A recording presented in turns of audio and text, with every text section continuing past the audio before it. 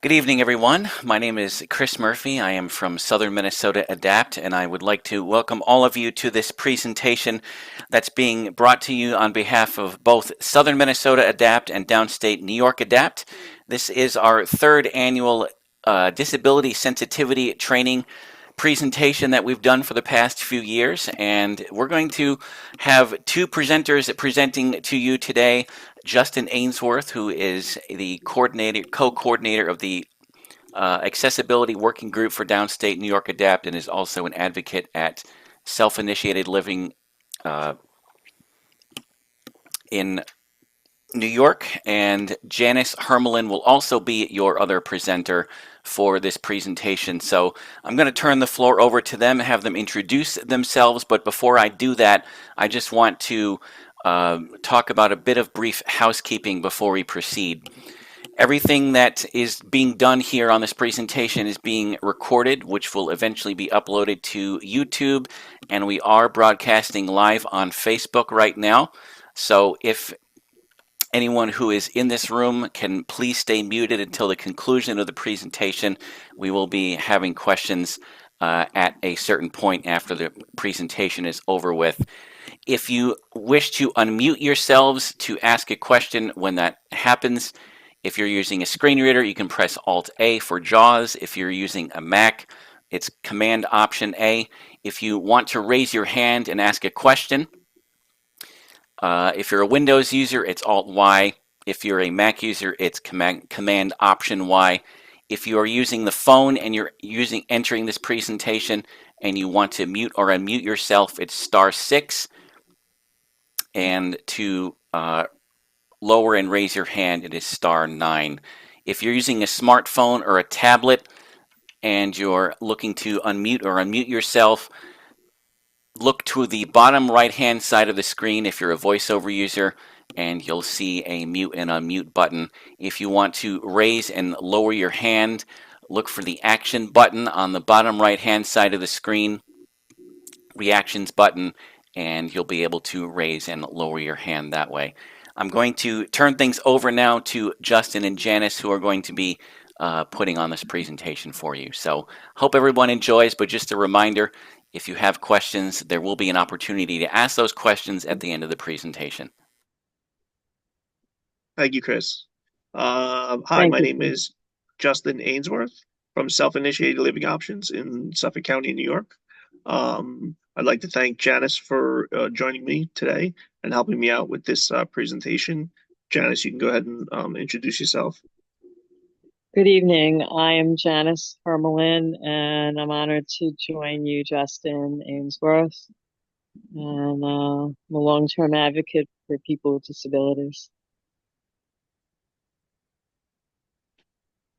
Just give me a second. I'm going to share my screen, bring up the PowerPoint.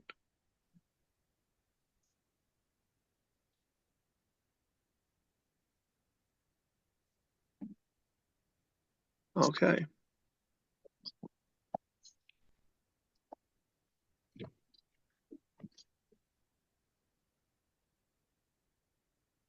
Okay, so as we said, this is a disability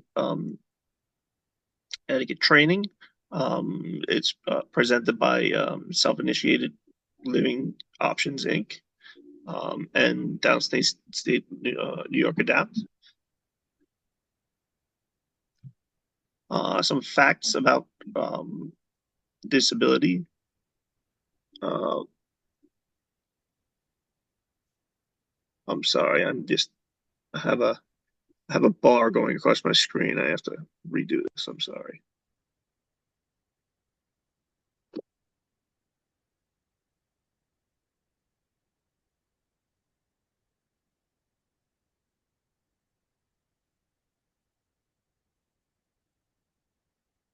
Okay, that looks like it's better.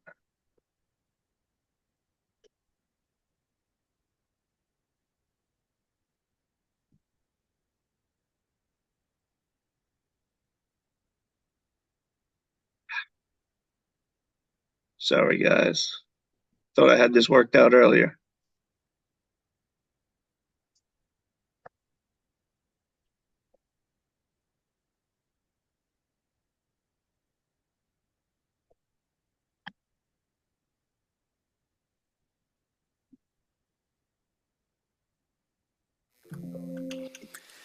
No problem.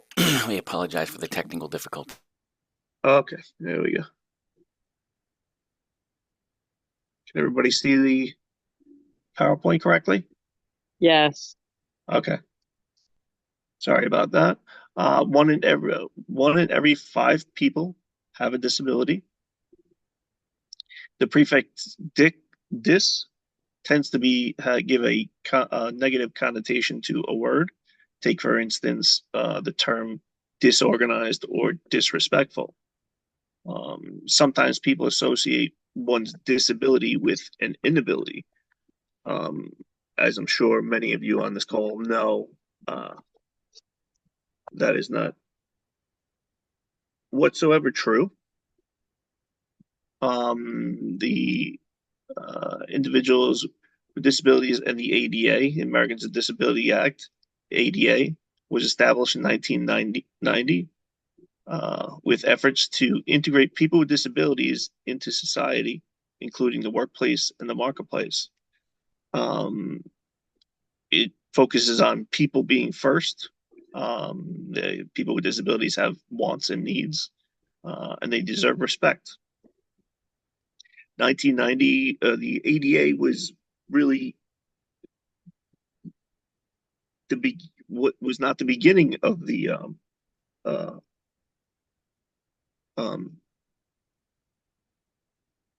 it was not the start of people of the changing the way society looks at people with disabilities. I'm going to play a short video.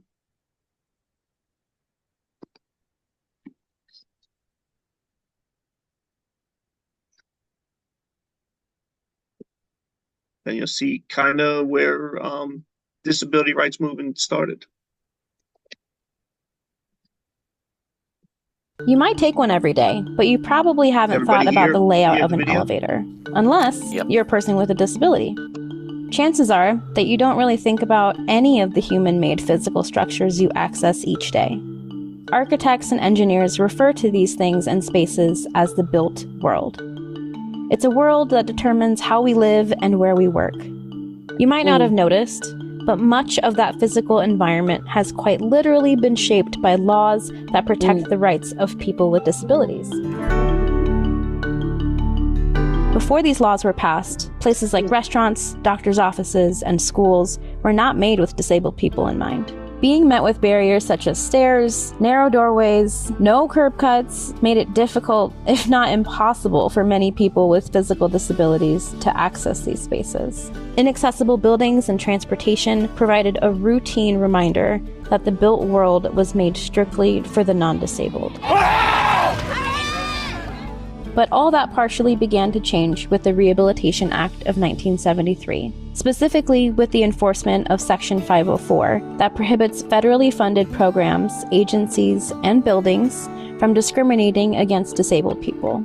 Section 504, as it is commonly known, also paved way for the historic signing of the ADA, or Americans with Disabilities Act, in 1990. As chronicled in Crip Camp, it took years of relentless advocacy and protest before these laws were passed, and much of it was organized by a group of disabled teenagers who met at a summer camp in upstate New York, Camp Jened. And thanks to these former campers and many other leaders, our built world changed. Among the long list of things the ADA accomplished, like protecting against employment discrimination, it is now a legal requirement for our physical landscapes to be architecturally accessible to disabled people. Well, before the ADA and even the passage of the regulations, the 504 regulations, it was really, really tough. Anything that I really wanted was at the whim of other people. We couldn't come into the movie theater if we couldn't transfer out of our wheelchair. We had no expectation of accessible bathrooms. Our expectations basically were low. In some cases, the change measures in inches. In other instances, entire new structures have been created. The experience of making this film has radically changed the way I view the world around me. You've already seen the ADA's impact on our built world. You just may not have noticed it. For instance, our tax money was going into buses and trains, but we couldn't get on it. I also grew up in New York. I used to subway a lot. I used to go to subway, climb up and down the steps. I was more worried about the police.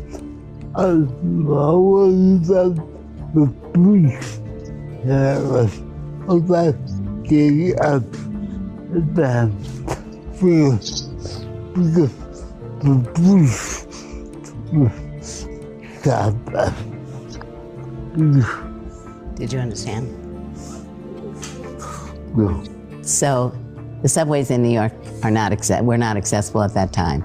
But Neil was able to get around, and what he would do is he would frequently go up and down the stairs on his butt, and the police, instead of helping him, would frequently tell him he couldn't do it. So denying the right to transit. So before the ADA, most people with physical disabilities couldn't access public transportation. It meant that many people couldn't even leave their homes. But nowadays, public transportation has become accessible for many, adding features like ramps, accessible seating, and elevators in some subway stations. The ADA also has provisions for streets and sidewalks. They can be inaccessible to wheelchair users and people who are blind or low vision. You know those small ramps you see everywhere built into the pavement? Those are curb cuts, and they're meant for a disabled person to safely navigate the streets, not just for your scooter.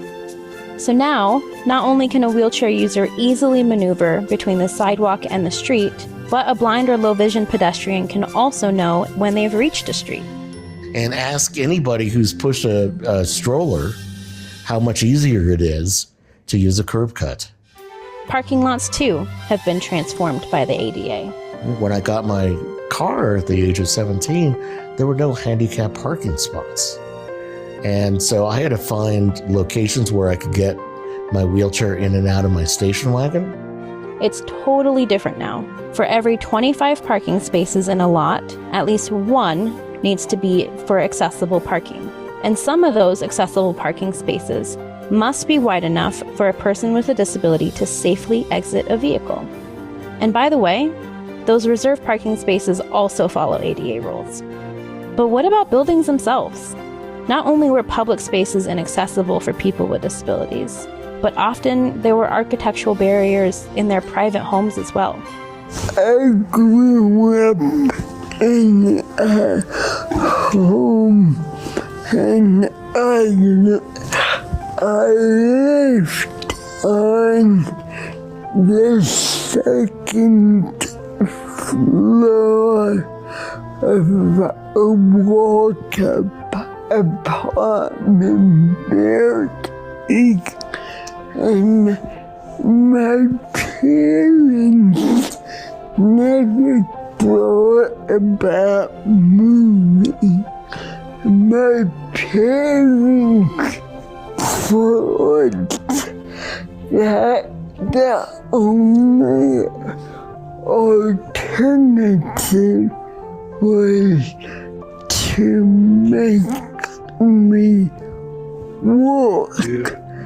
And so I spent years and years and years without a wheelchair, walking on crutches, and it really wasn't the best way for me to get around, but it was the only solution that my parents and therapists and non-disabled people had for somebody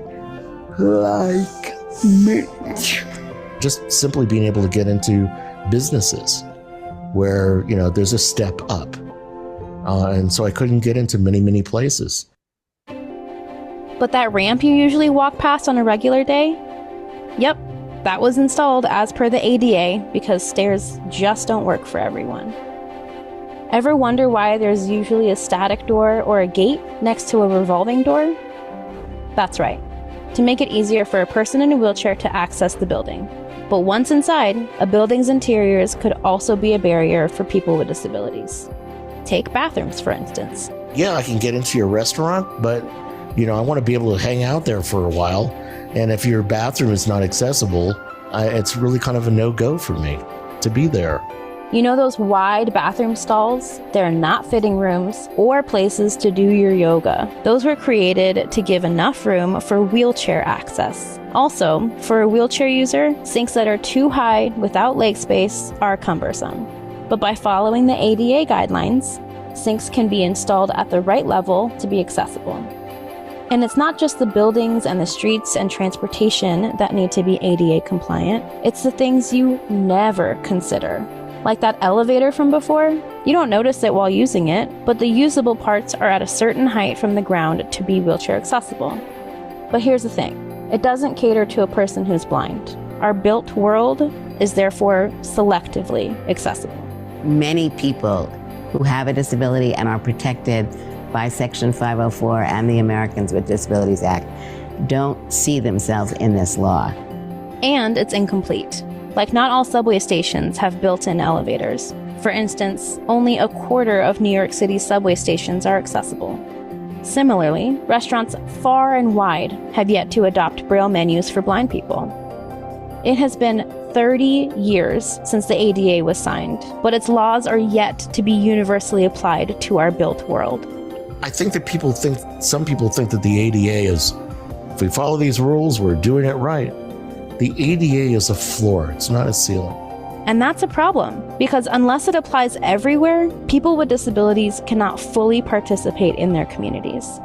If I have to feel thankful about an accessible bathroom, when am I ever going to be equal in the community? A good first step is to begin thinking about disability rights as basic human rights. Would you like to see handicapped people depicted as people? Excuse me?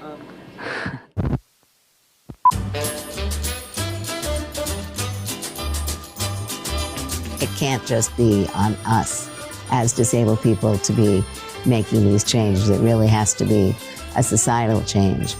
The ADA actually improves access for all. I mean, think about it.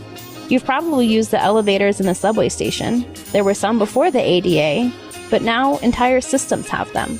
And that's just one example of how we all benefit from the ADA every day.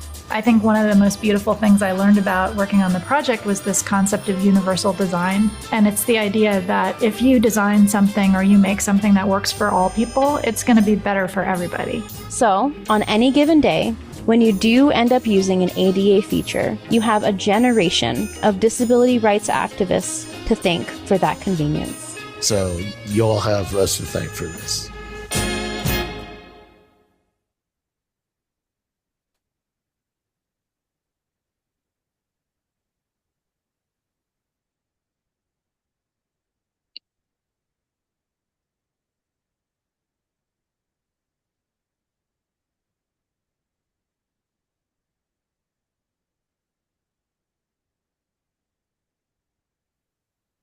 So as you can see, the ADA was not the beginning of the disability rights movement, and it certainly isn't the end, obviously. We're all here because we're part of the disability rights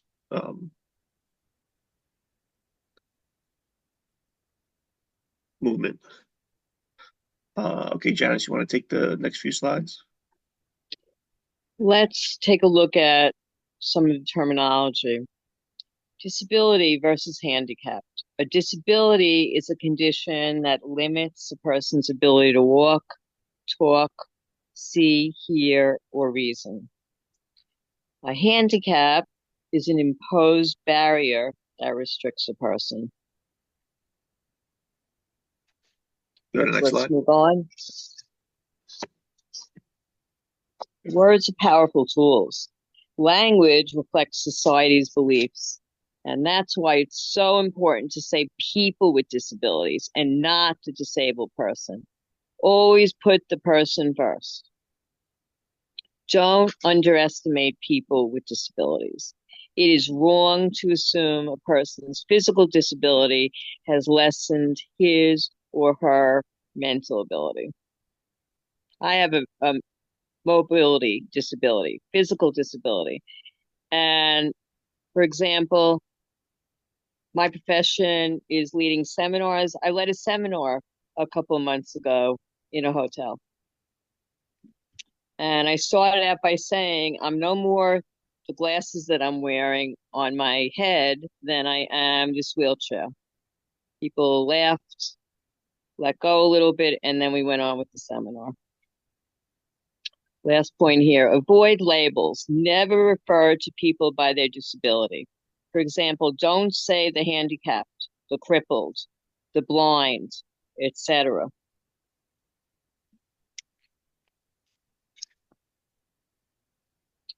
Okay, let's move on. Disability etiquette. Disability etiquette refers to the respectful communication and interaction with people with disabilities, keeping in mind that they are people first and that their disability does not define who they are or what they can do. Speak directly to the person with a disability. Find the best way to communicate. The person may want to sign, fingerspell, lip read, or write notes. So I prefer the person to come right up to me. I use a wheelchair and not to talk to my back or to my side because, first of all, I don't even know who it is talking to my back. And if you come to my side, I can't turn that well because of my physical disability to meet up with you face to face. If you offer assistance to a person with a disability, wait until the offer is accepted. Then listen or ask for instructions. And I have a point to make with that too, that I don't necessarily need assistance with everything mentally. And so I would prefer if someone asked me, do you need assistance? Justin? Yeah, I have a point in that too. A lot of times I'm with somebody because I need a decent amount of assistance, and they always want to talk to the able-bodied person rather than actually talk to me. So that can get frustrating sometimes. Interacting with people with disabilities. Offer to shake hands or trade business cards when introduced. People with limited hand use or an artificial limb can usually shake hands. Offering the left hand is an acceptable form of greeting. Use body language. It offers important clues about what you are saying. Face the person and keep your face in full light. Address people with disabilities by their first name only when extending the same familiarity to all others.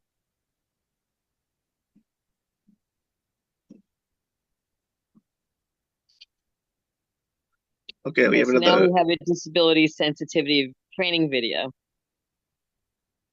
Yeah, we have another video to share with you. I like this one because it shows kind of in like an office setting.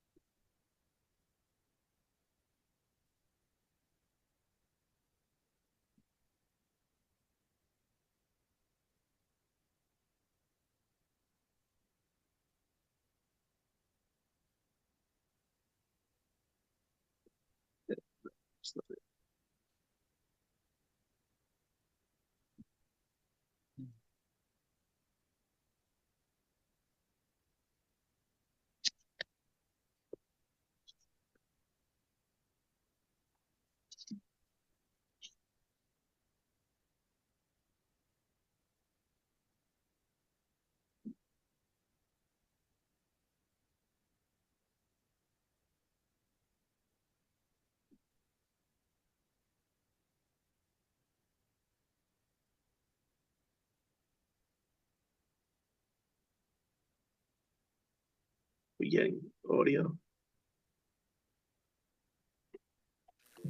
No.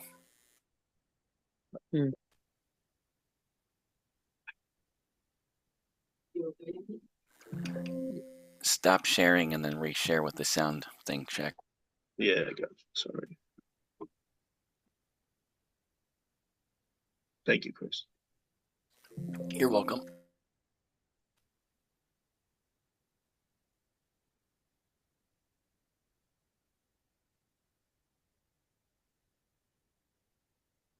We need to be more specific. The easiest way to show respect is to focus on the person. Good morning, Bob. Morning there, big man. Morning, Alice! There's no need to be awkward. Poor Bob. Like so many of us, he just doesn't know how to interact with people with disabilities. It's pretty easy, really. People with disabilities are people first. We need the same things that every person needs, like respect. Good morning, everyone. Attention! Okay. Maybe we need to be more specific. The easiest way to show respect is to focus on the person, not the disability. It's okay. You'll get the hang of it. One easy way to focus on the person is to watch the person signing and not their interpreter.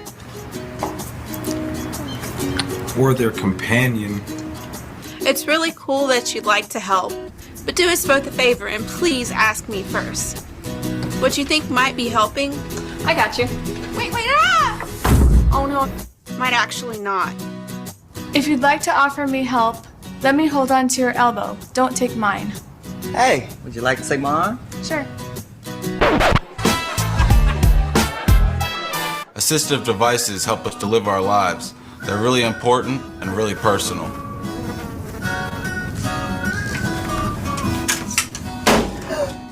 Grabbing them only makes it weird for everyone. What?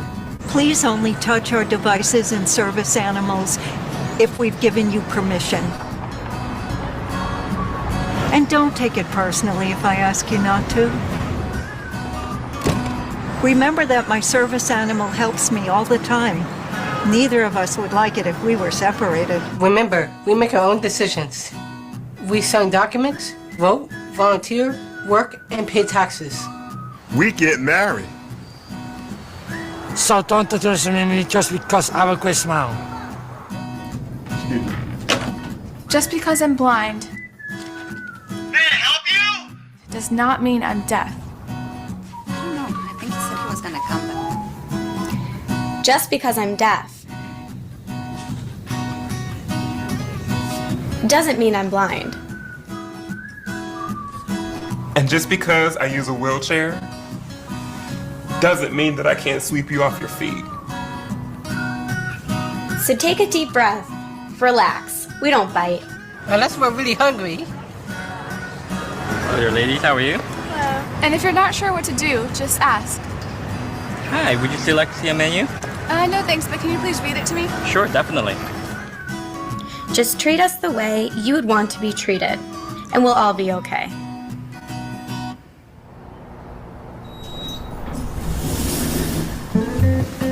Good morning. Good morning. Morning, Alice. Morning. Awkward no more. Nice job, Bob. Go forth and be human. There's no need to be awkward.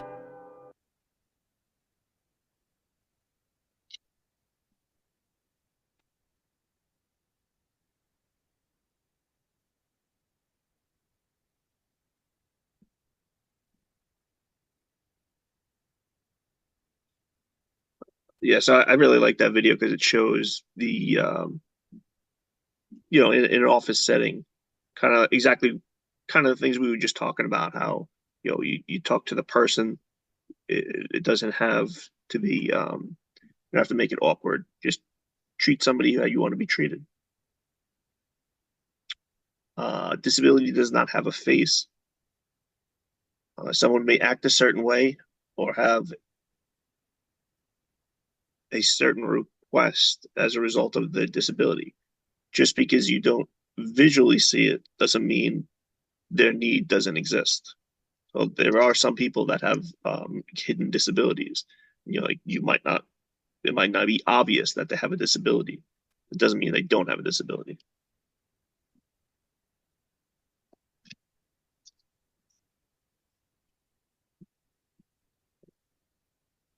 Interacting with people who are visually impaired, always identify yourself and others who you may be with when meeting someone with a visual impairment. Speak first. Never touch someone with a visual impairment unless they know you are there. Offer your arm. Don't propel or lead a person with a visual impairment. Don't stop helping abruptly. Let the person know before you leave. If you meet somebody with a guide dog, never distract or feed the dog. Remember to keep others away from the pet, other pets away. If an animal is distracted, it may inhibit the service the animal is trying to do.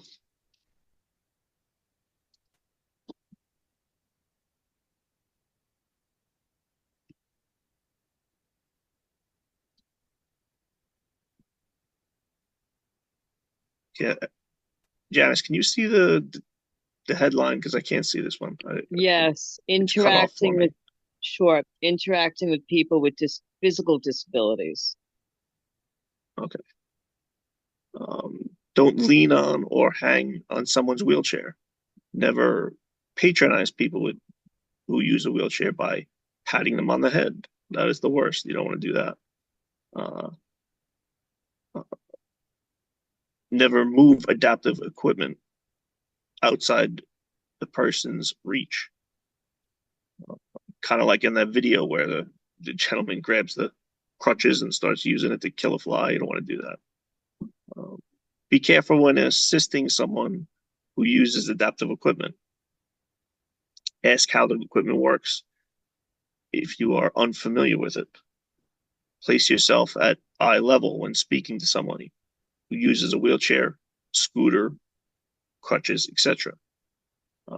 I know from personal experience that certainly helps when somebody gets down to your level and they talk to you and they're not talking over you.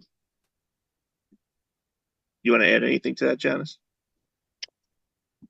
Thank you. I experience people going to take my cane away from me. I usually have a cane with me all the time, leaning on me or holding on to when I'm using the wheelchair. And they act, even medical professionals, as if that might be an umbrella or a suitcase that they are going to take away my cane, even from my hand. Jeez. Amazing. So again, like as we go through this, it's just respecting other people's personal space. Really, you wouldn't do that to somebody who's able-bodied. You wouldn't get in their face, and people with disabilities don't like it either.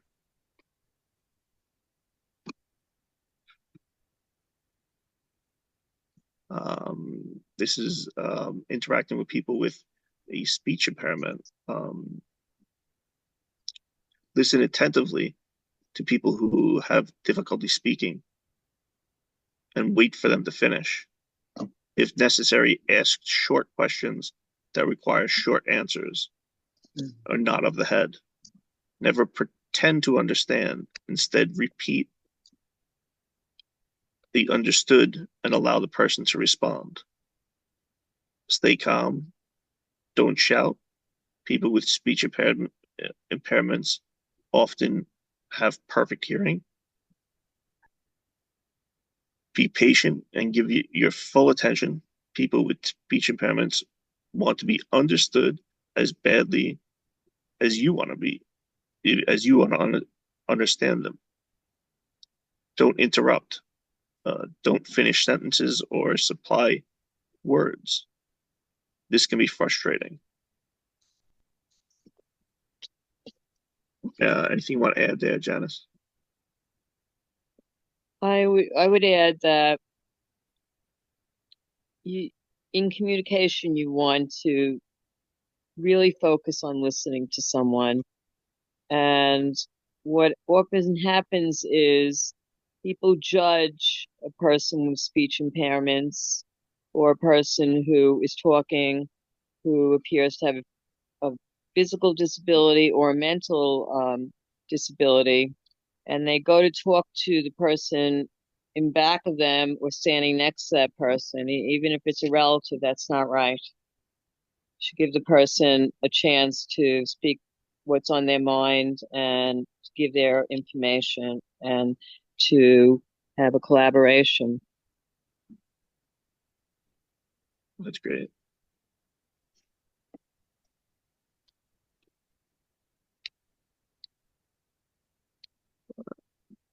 It's that heading there. I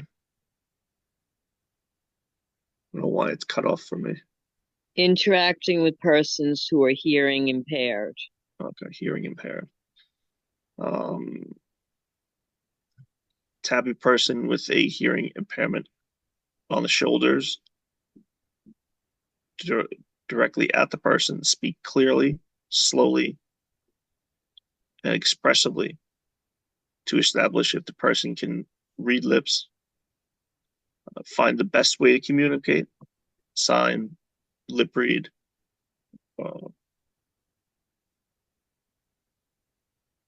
Rephrase rather than repeat. If the person didn't understand you, then try using different words to express your ideas. Use body language. It offers clues to what you are saying.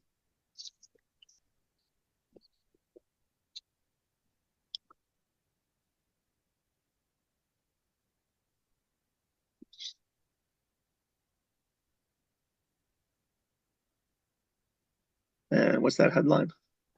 Interacting with people who have mental impairments. Okay, be clear and concise. Don't use complex sentences or difficult words. Don't talk down to the individual. In other words, this won't make it easier to understand.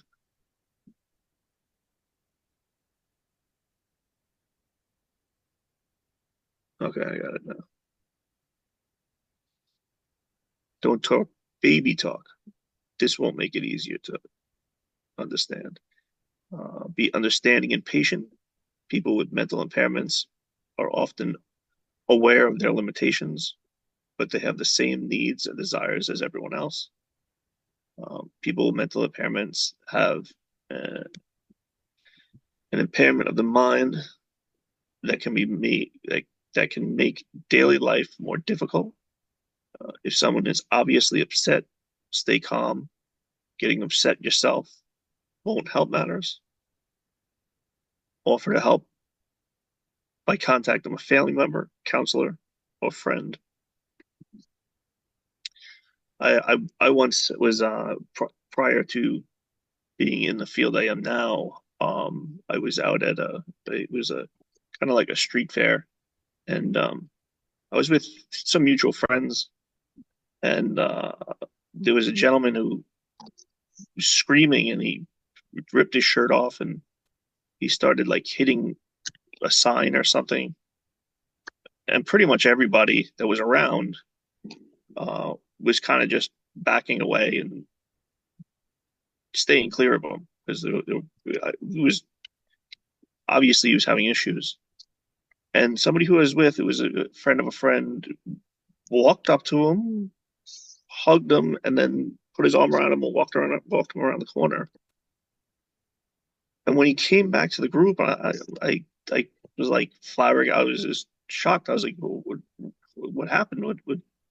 He's like, he was having a problem. So I kind of work with people like that, and I could see he was having an issue. So I just took him away from the problem, and he had to leave, and he brought him around the corner and was able to help him out. I was just shocked because everybody else was like, you stay clear of this guy. He obviously looked like he wanted to either get into a fight or something.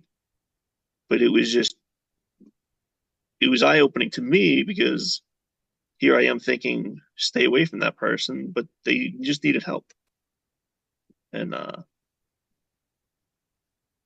it just goes to show you that you need, even though we might be in this field and we think we know stuff, you don't always you don't always uh, know what people are going through. And just because he was acting seemingly irrational, he was having an issue, and I was thankful to my friend who was able to help him. So it was an interesting moment for me. Janice, do you want to add anything?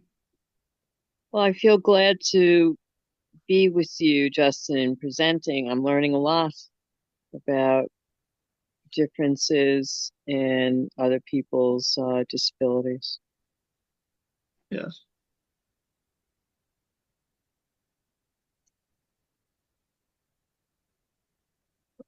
You want to take the next few? Okay. Interacting with dual diagnosed and individuals with autism. Now, autism and related autism spectrum disorders, I guess the acronym for that is ASD small s, are the fastest growing developmental disability in the United States. In 2006, the U.S. Centers for Disease Control reported that in some communities, as many as 1 in every 158-year-olds is diagnosed with an ASD. Autism affects people of all races, genders, and economic groups.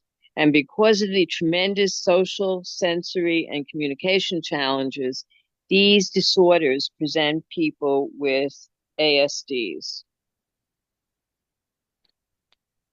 Okay. Going to the next slide. Why you need to understand and I'm sorry. Oh, I'm sorry. I hit the. Okay, individuals with autism. Okay. Sorry about that. That was my fault. Okay, so we're on why you need to understand and identify autism and individuals who are dual diagnosed. As you prepare to meet the needs of your community residents, it will be essential to understand what autism is. Recognize what is really happening in a situation involving someone with an ASD or someone who is dual diagnosed, and understand how to communicate with them to avoid unfortunate and unnecessary outcomes. Think before you speak. Always speak directly to a person with a disability, not their companion. Emphatic communication, known as small talk, is acceptable, but be mindful that asking some people are not comfortable answering questions about their disability. Yeah, so this is basically just very similar. It's, to the person first, right? Individuals with autism. Many people with autism are extremely sensitive to sensory stimulation, such as lights, noise, and touch. Many cannot tolerate changes in their daily routines. Some can become intensely focused on a very narrow topic, and others experience anxiety when they're in close physical proximity to others or in the presence of strangers. These challenges can cause people to act inappropriately, to respond dramatically to unexpected changes in routine or personal encounters, and to misinterpret other people's intent.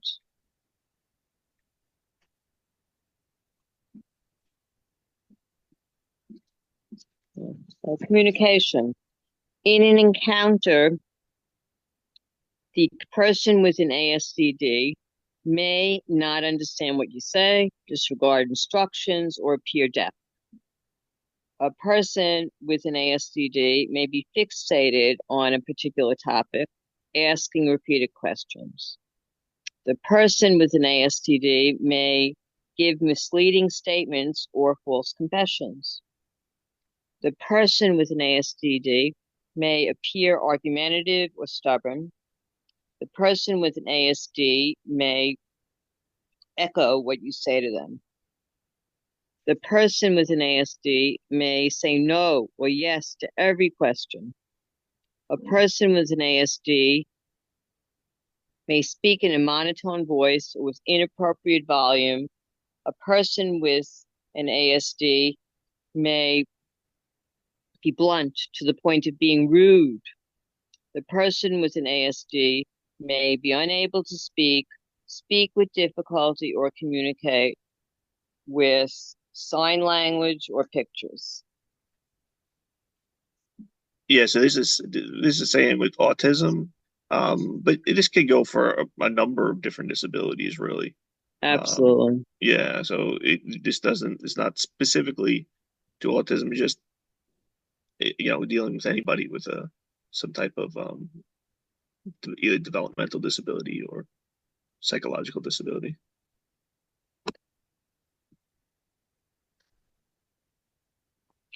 In an encounter, the person with an ASD may become anxious or agitated and exhibit fight or flight responses. Person with an ASD may appear confused. A person with an ASD may show an interest in particular objects, possibly your badge or keys. The person with an ASD may not recognize authority figures.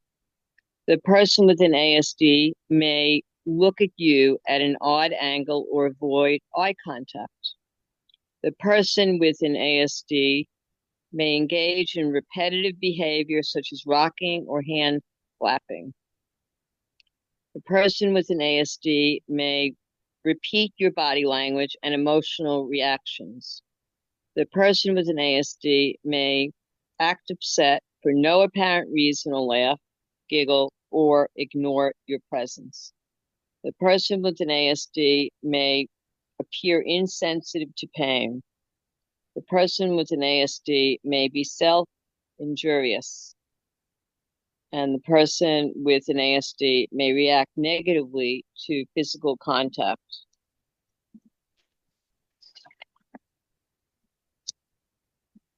We can move on. So, amending techniques for improved outcomes. Approach the person in a calm manner. Speak softly. Avoid abrupt movements.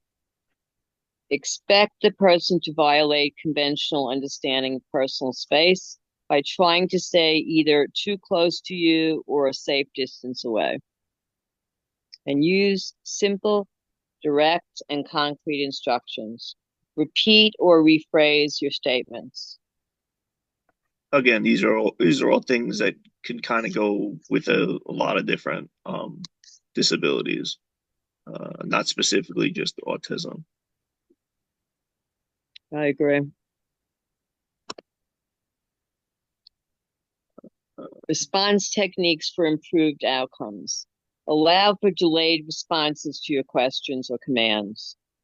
Write instructions down if the person can read or use sign language or pictures.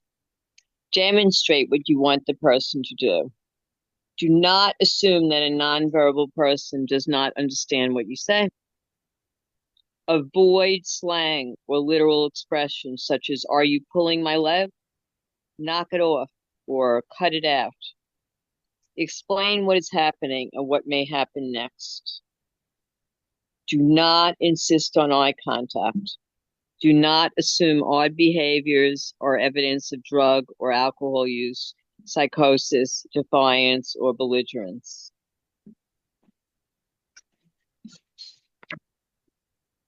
We can move on. De-escalation. Ask before you help. Don't just assume someone with a disability needs assistance. Only offer if it appears that they are having trouble.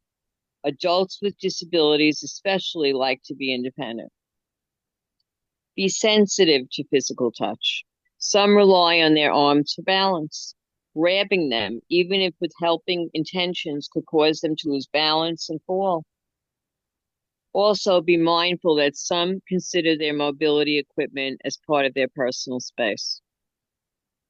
I'll mention again that, I wear glasses for distance, and if someone is going to come and take my glasses off my face, that would be just out of line. So think of it that way. If someone is holding on to their personal equipment, their mobility equipment, it's not appropriate. It's not cordial. It's not professional to come and take it away or move it away. Next point, avoid touching the person. Guide with slow gestures. Remember early on when I was using a wheelchair, nice, well-intentioned person just, came in and touched the top of my arm and pulled, me toward her to give me a hug. I would prefer if someone asked me, is that okay? I want to do Yes, this. Is it okay? I agree with you. Find a quiet location for the person. Do not stop obsessive or repetitive behaviors unless they are risking injury to someone. This may be their way of securing comfort. If the person is holding and appears fascinated by an inanimate object, allow that to continue if possible.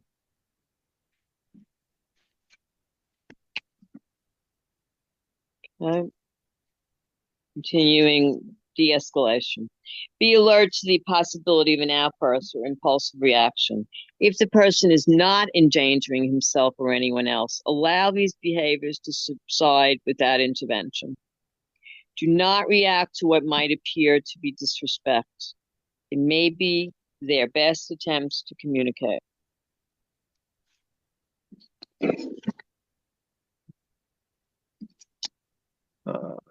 You want me to take over? Yeah, thank you. These are guide dog etiquette. A service animal must have its attention on several things. The owner and dog are a team. Don't distract a working dog, and never when they are crossing the street. Keep your dog under control when approaching a working dog. Don't feed or throw toys to a working dog. At last, keep in mind most service animal owners are proud of them. They like to talk about them. If you're not sure, just ask. It's okay to be curious, but be respectful. And that, I think, is the biggest thing, is just be respectful. If someone has a service animal, they're there to help the person. It's not much different than a person's wheelchair or crutches or anything else.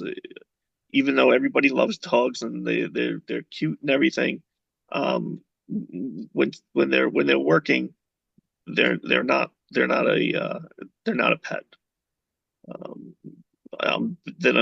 But I'm sure most people who have service dogs do view them as pets when they're not working. But when they're working, they're strictly off limits. Do you have anything to add, Janice? Not at this point, thank you. Okay.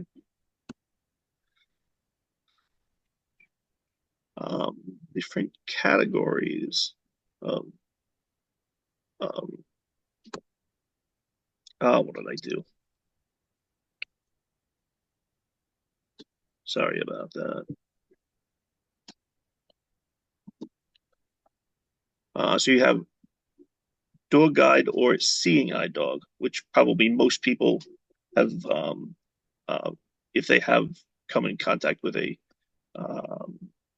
service dog, it's probably a seeing eye dog. Is a carefully trained dog that serves as a travel tool for persons with severe visual impairments. There's a hearing or signal dog, is trained to alert a person with significant hearing loss or who is deaf when a sound occurs. There is a service dog slash animal, is a dog or other animal trained to assist a person who has a mobility or health impairment. Autism assistance dog are trained to act much like any other service animal, but they address the specific needs of a person with autism, specifically children with autism. Emotional support animal provides emotional support or other assistance that helps treat the symptoms of a disability. In contrast with a service animal, an emotional support animal does not need to be trained to perform a particular task. Just so everybody knows that an emotional support animal is not covered under the ADA. Obviously, a seeing eye dog and a service animal is, but emotional support is not considered it is for fair housing. That's a whole nother law that we can get into. But it is not covered under the ADA. Interesting, I had a friend who had a service monkey, which was always very interesting to me. And I never actually met the monkey, but it had to be pretty interesting.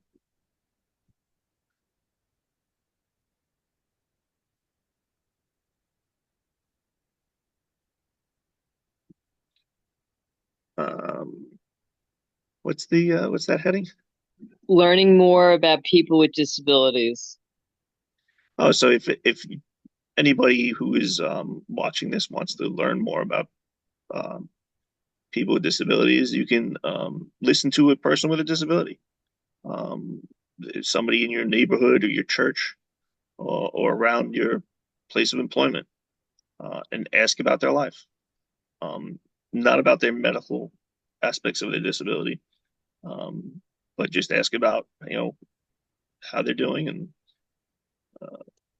when we compare what we have found, we'll have not heard from a couple of experts, but from enough people to realize that there are different disabilities.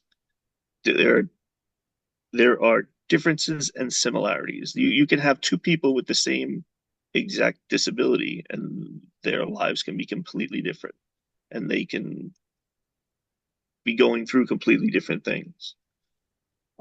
You can also read books and watch video about people with disabilities. John Huckleberry's Moving Violations. I don't know any of these books. When Billy Broke His Head and Kiss My Wheels are good videos. Consider whether the experiences are typical or atypical and why. I think that's about it. I'd like to say something, Justin, about listening to a person with a disability. I am living with disability of arthritis for about 30 years, and I remember befriending somebody in my community prior to that disability coming about in my life. And every time she would see me after I was diagnosed with a disability and experienced a disability, she would ask me medical questions. And I felt very uncomfortable answering them. She wasn't telling me about her medical situation or her lab results.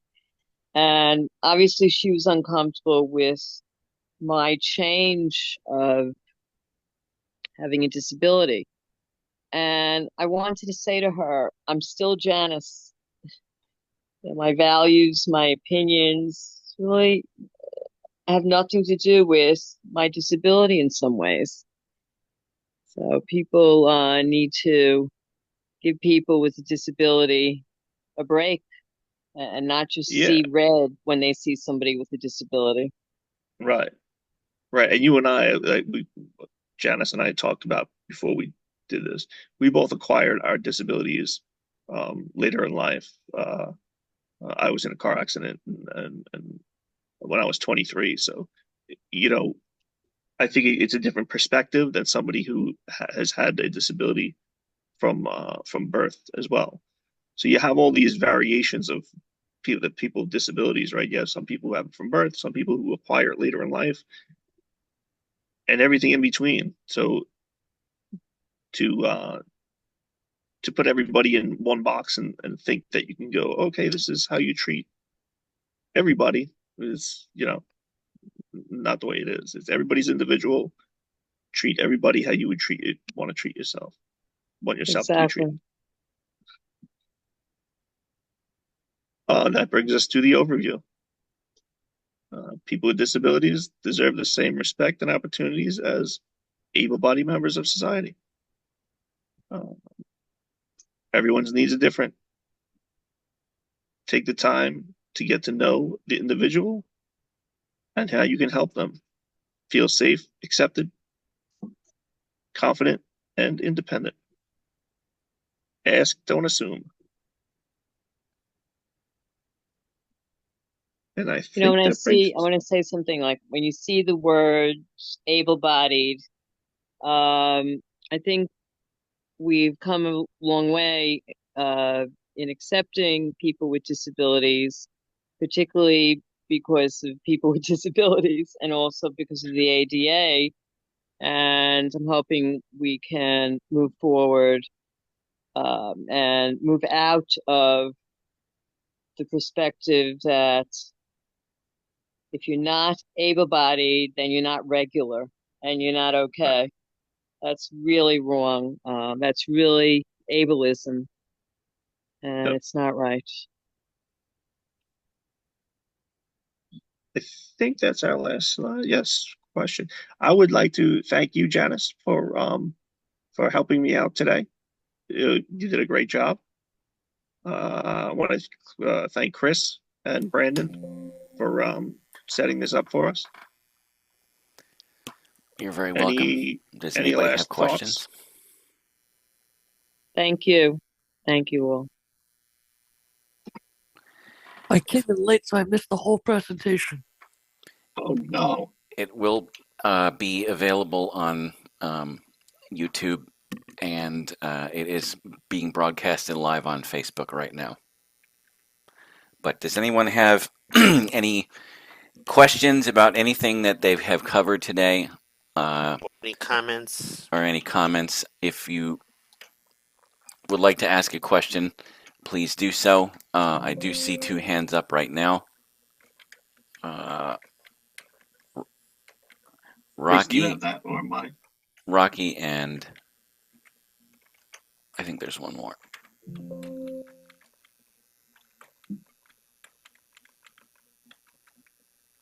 Mine. Rocky, go ahead. He's muted, or she.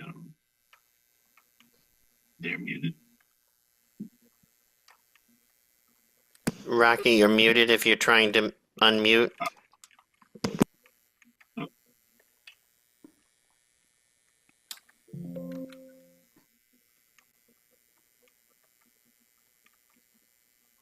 Okay, can you hear me now? Yes. I can hear you. Okay, good. Thank you. So first of all, thank you for the invitation to this presentation. I feel the need, at the risk of maybe creating a little bit of controversy within the group of addressing a couple of things that I think need some correction that were said earlier during the meeting. And I listed a couple of those things in the chat. First of all, I am someone who lives with 3 disabilities.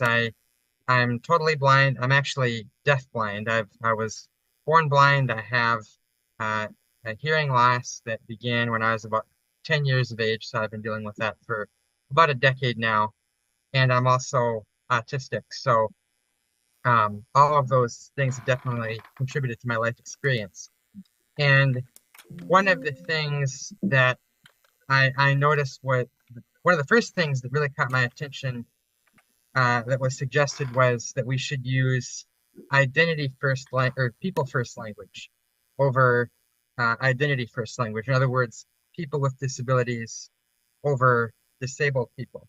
I am a big proponent of using identity first language over people first language because people first language, um, one of the issues with it is that it allows people to separate a person from their disability.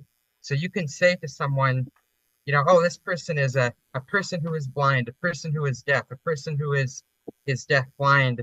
But it's like we're saying, oh, well, they're they're blind, they're deaf, we can completely disregard the significance of their disability and how it is actually a part of their identity. And identity first language, blind people, deaf blind people, autistic people, allows for the use of the integration of the person's disability into their identity. So that is the first thing that I noticed. The second thing is, as a blind person, I would highly recommend that we stay away from terms like visually impaired.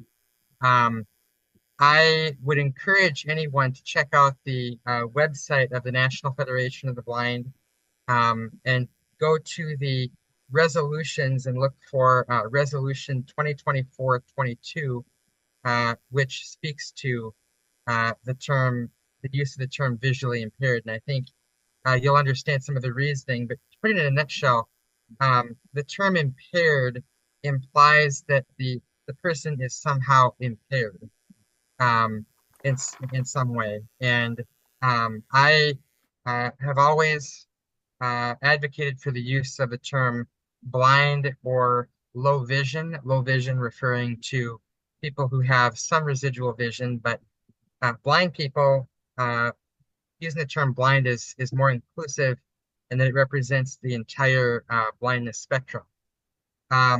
Also, around the autistic, uh, many autistic people prefer to be called autistic people, and autism is a spectrum. But one thing I want to be clear about with people is that a lot of those things that were described as symptoms of autism, they're not weaknesses, they're actually strengths.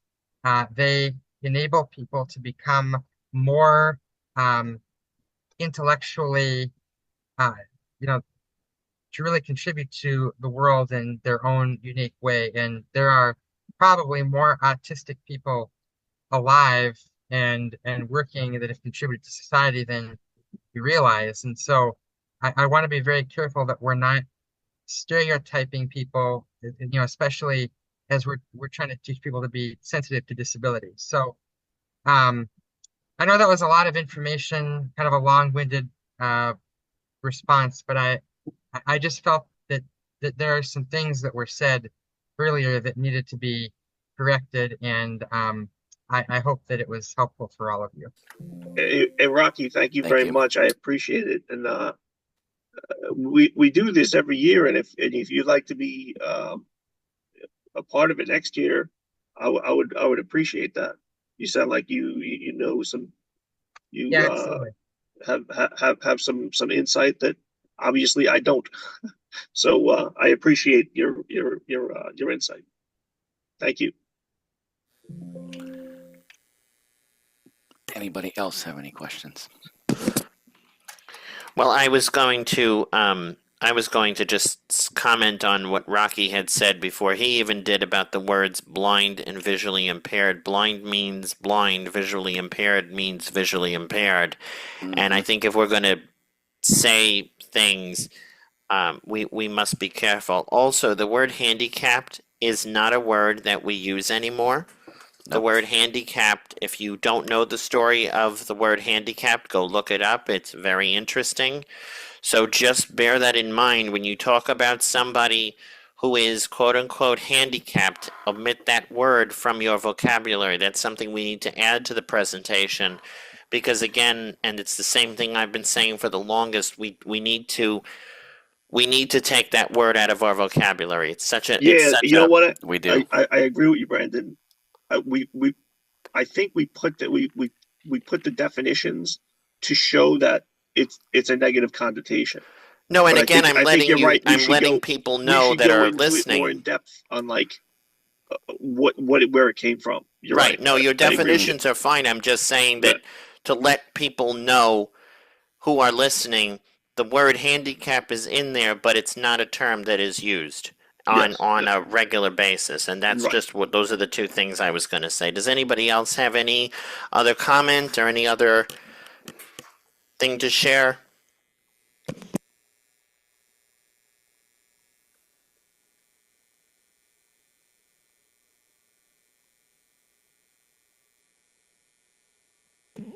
Hearing nothing, on behalf of Downstate New York Adapt and Southern Minnesota Adapt, I want to thank each and every one of you for joining us this evening. It has been a true pleasure to be here, and to Justin and Janice, I want to thank both of you for doing a stellar job with this presentation. Despite all the beginning technical problems, I know that you guys did a fantastic, fantastic job.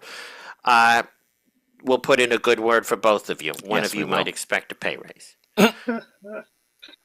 But I also that was sarcasm.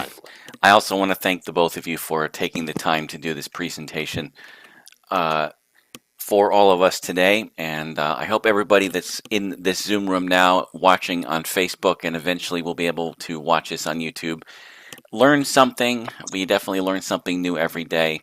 And I hope that everyone will enjoy watching this presentation again if you missed it. So on behalf of the entire Downstate New York Adapt team, as well as the Southern Minnesota Adapt, I'd like to thank you all. To learn more about Downstate New York Adapt and to become a member, if you're not already a member, please visit our website at www.dnyadapt.com. You could also call our number, which is 631-333-6229. And Chris, if you want to give the contact info for Southern Minnesota. If you want to contact Southern Minnesota Adapt, you can call the chapter at 507-720-0528 or send us an email at smnadapt@gmail.com. Our website's currently under construction, but you're more than welcome to either call the chapter and send us an email, and we'll definitely get right back with you. And all of this will be emailed to everyone. Again, I want to thank you all for coming. Have a wonderful night, everyone. Have a great rest of your night, everybody. Goodbye. Bye-bye. Bye.